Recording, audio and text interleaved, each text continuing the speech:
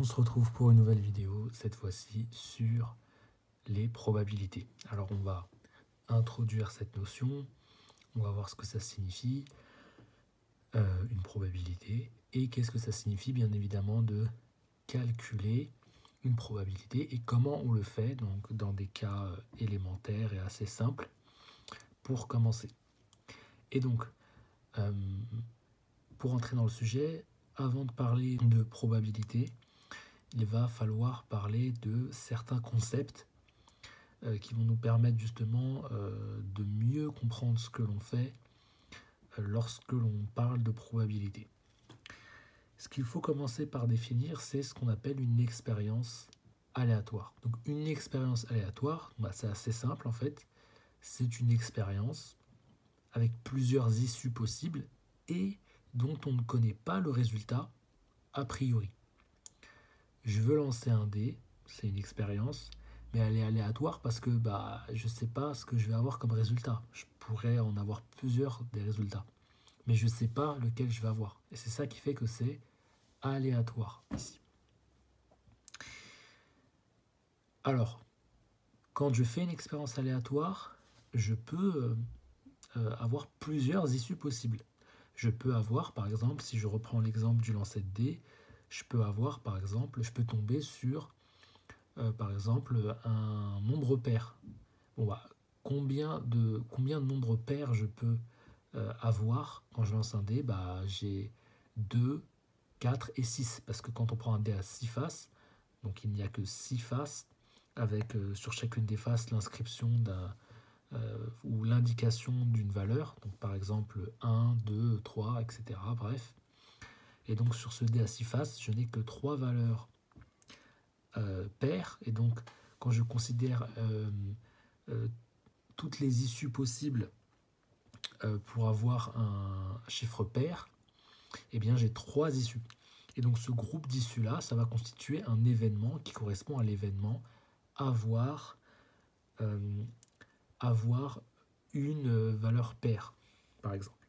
Donc un événement, ce qu'on appelle un événement, c'est un ensemble d'issues, pas forcément toutes les issues, mais un ensemble d'issues, plusieurs issues possibles lors d'une expérience. Et on parlera évidemment d'événements élémentaires lorsque l'on considère juste une issue possible lors d'une expérience. Par exemple, avoir le chiffre 6 quand je lance le dé à 6 faces. Avoir le chiffre 6, c'est un événement élémentaire puisque j'ai une issue possible considérée.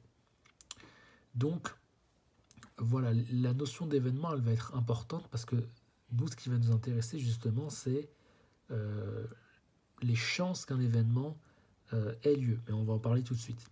Juste avant, la notion d'univers. Alors, quand on parle d'univers, il y a des notions d'ensemble qu'on n'a pas vraiment vues, mais l'idée elle reste simple. Un univers, c'est tout simplement l'ensemble des issues possibles d'une expérience aléatoire. Quand je considère toutes les issues possibles, et là je parle de l'univers. Donc c'est ce concept-là, il acquiert ce sens-là lorsqu'on parle de probabilité. Mais du coup, c'est quoi une probabilité? C'est une mesure de la chance qu'un événement se produise. Et donc maintenant, vous avez compris que quand je dis la chance qu'un événement se produise, un événement, ça peut être par exemple plusieurs issues possibles.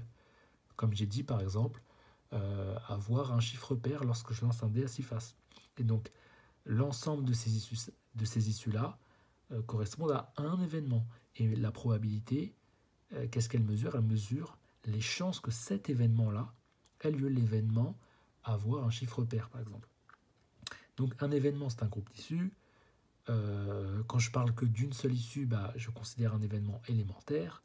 Et donc l'événement, de manière générale, ce qui va nous intéresser dans celui-ci, c'est les chances qu'il ait lieu.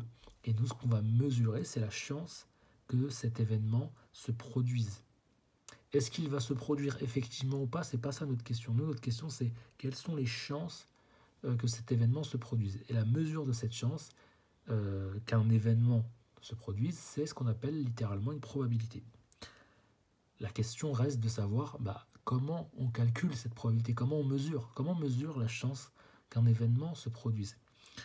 Eh bien, c'est ce qu'on va aborder justement. Alors, la probabilité, on la calcule quasiment de la même façon que pour un pourcentage. Je vous rappelle qu'un pourcentage, donc, ça va être la mesure d'une valeur par rapport à 100. Donc, le 100 qui est au dénominateur, ça correspond à, comme on va le voir, l'ensemble des issues. Et puis, ce qu'on aura au numérateur, c'est le nombre d'issues favorables, mais on va en parler très vite. Mais le principe de calcul d'une probabilité, c'est le même que celui du pourcentage finalement. Quand je parle d'une probabilité qui vaut 0, ça veut dire que je parle d'un événement qui est impossible, donc qui a 0% de chance de se produire. Et bien évidemment, si la probabilité vaut 1, c'est que l'événement il est certain. On va en parler de ce cas de figure. Donc pour déterminer une probabilité, on va comparer le nombre d'issues favorables, c'est-à-dire celles qui conduisent à l'émergence d'un même événement, par rapport au nombre d'issues possibles, c'est-à-dire l'ensemble des issues possibles. Et donc ce rapport-là, d'accord, ça va nous indiquer finalement les chances qu'un événement se produise, d'accord. Et donc ces chances-là, on l'appelle une probabilité.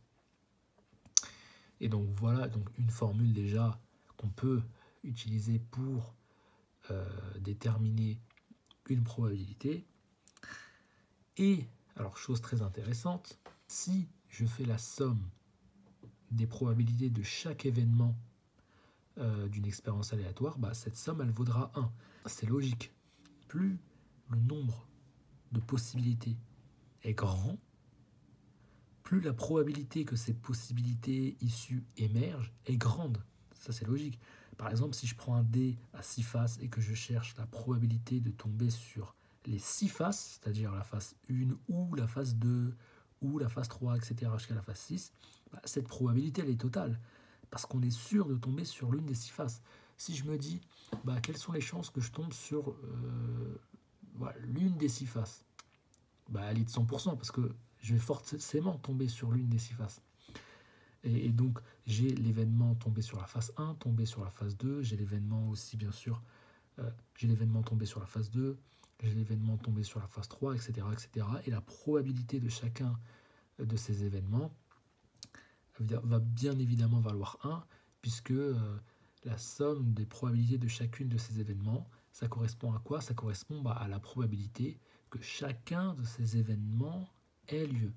Pour bien le voir, on prend un exemple classique avec le dé à 6 faces, les probabilités que je tombe sur telle ou telle issue, tel ou tel événement élémentaire, on peut aussi le considérer comme ça. Et donc quand je fais la somme des probabilités de tomber sur l'un de ces événements élémentaires, et forcément, je vais avoir une probabilité totale à la fin, pour les raisons qu'on a expliquées. Mais ça, du coup, ça va nous permettre de faire des choses très intéressantes en termes de calcul. On sait maintenant que la mesure d'une probabilité est comprise entre 0 et 1, puisqu'on a dit qu'on calcule les probabilités de la même façon que les pourcentages. Donc ça va de 0% jusqu'à 100%, c'est-à-dire de 0 jusqu'à 1, si on veut exprimer le pourcentage de façon décimale, tel qu'on l'avait expliqué dans la vidéo sur le pourcentage. Et donc ça va être intéressant de savoir que quand je fais la somme des probabilités, ça vaut 1. Donc, l'idée, c'est vraiment de se dire que en fait, chaque événement correspond à une partie d'un ensemble d'événements qui peut émerger lors d'une expérience aléatoire. Si on comprend les choses en termes de parties et d'ensemble, on va vraiment comprendre comment ça fonctionne.